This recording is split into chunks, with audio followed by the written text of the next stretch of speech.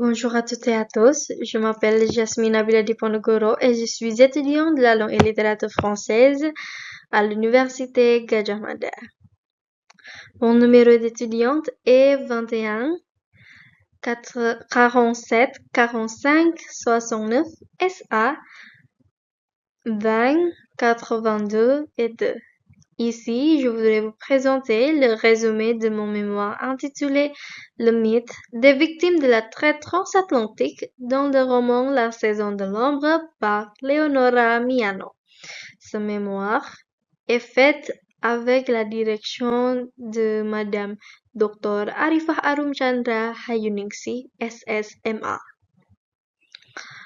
Premièrement, La saison de l'ombre a été publié en 2013 et il a gagné le prix Femina dans la même année.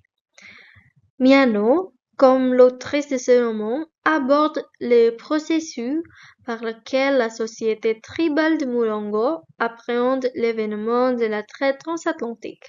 Le roman se déroule à Douala, au Cameroun, et cela révèle que la société se fie à des choses hors de leur contrôle pour rationaliser la nouvelle réalité à laquelle ils sont confrontés.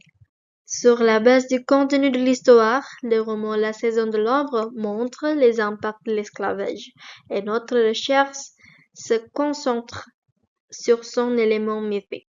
Nous faisons cette recherche à l'aide de théories du mythe de la religion par Daniel Dubuisson.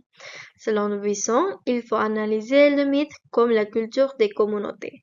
Cette théorie permettrait de voir des cultures locales des peuples sont classifiées avec les religions connues. Les résultats de notre recherche se sont divisés en deux grands axes. L'analyse des formes de mythes trouvés comprend la croyance en Dieu, les esprits, les ancêtres, la transmigration des âmes et les rêves. Ces formes de mythes deviennent une culture appliquée par les personnages de l'histoire dans leur vie quotidienne.